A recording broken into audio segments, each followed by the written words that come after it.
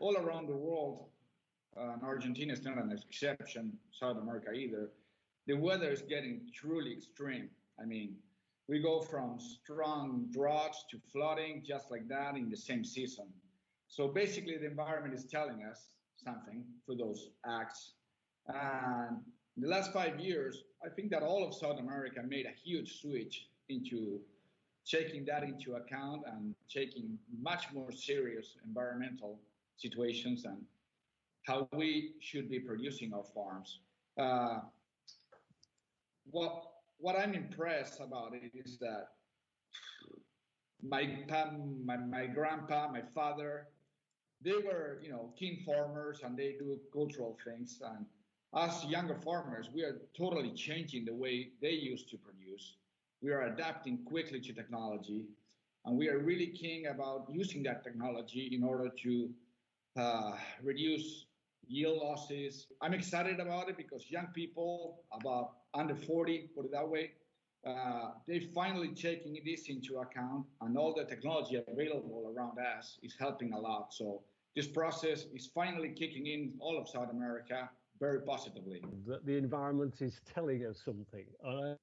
I think that sums up how the relationship farmers have with their landscape. Mention, how do you see it from your perspective? And just outline some of the environmental challenges you actually face. Yes, well, in the Netherlands, we face a lot of environmental challenges because we have a lot of animals and a lot of people. So we have a lot of discussions about that, about nitrogen, how much nitrogen we can put on a hectare.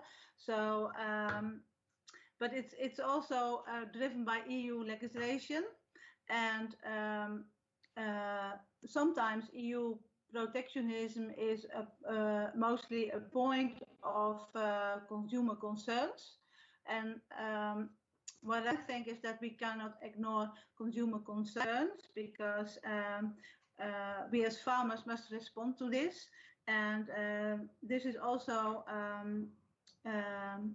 that I think what's asked from our consumers to the rest of farmers from all over the world.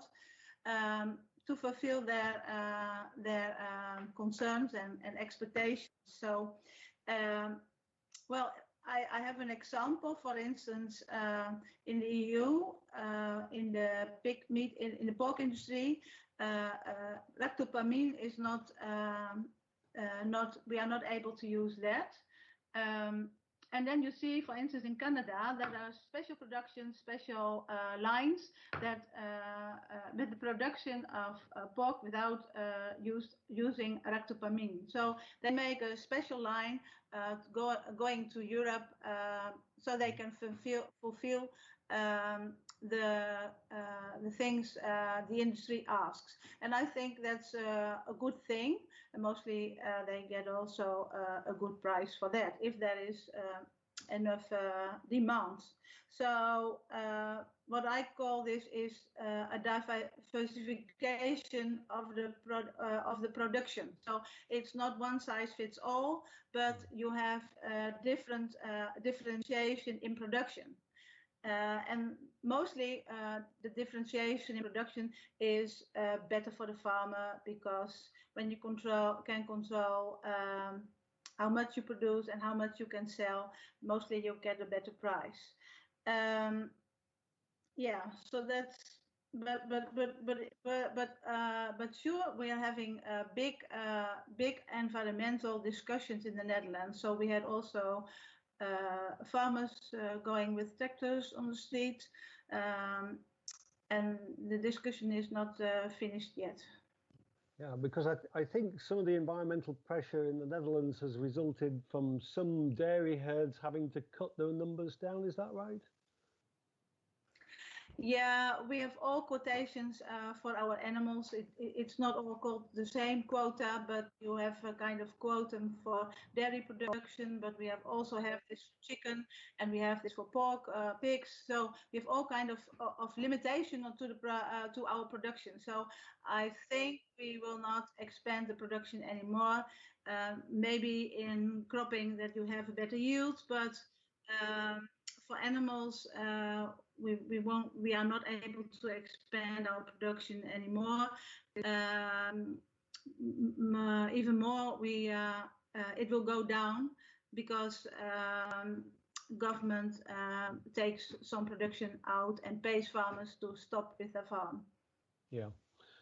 And Joanne, I mean, you manage both sides of farming scale, but you in your rolling landscape, you'll obviously have some environmental restrictions, no doubt. How does it impact on you, and will the new administration affect you? Good question, Paul.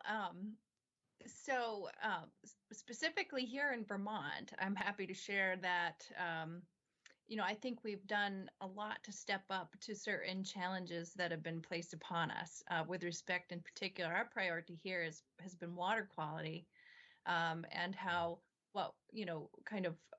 we as farmers can step up to the plate and try to reduce phosphorus loads that are going into our local watersheds.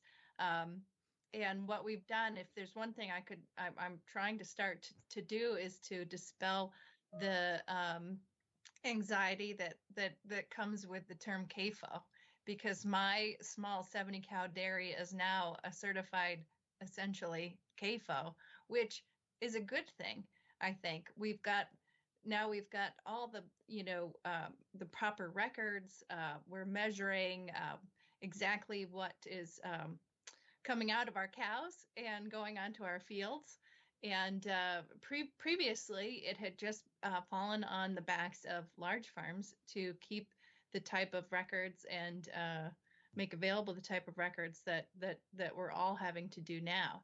And to tie that to the new administration, there's certainly lots of talk about what they're going to bring to the table, and certainly they've made it clear that climate change is a priority to them in terms of fighting. I'm not sure what to fight, but really I think the emphasis should be on adapting and changing with the times and trying to reduce as we have been and we have been doing. We've been successful at reducing our impact. The dairy industry itself has a big push to be a net zero carbon emissions by a certain time frame, 2050, I believe, and I believe that there's many of us who are already there. So certainly, as when we talk about sustainability, the environmental piece is huge with respect to, if you think about sustainability as a three-legged stool, but it's also it goes hand in hand with our responsibility to our community and to our country and to our community as farmers as well.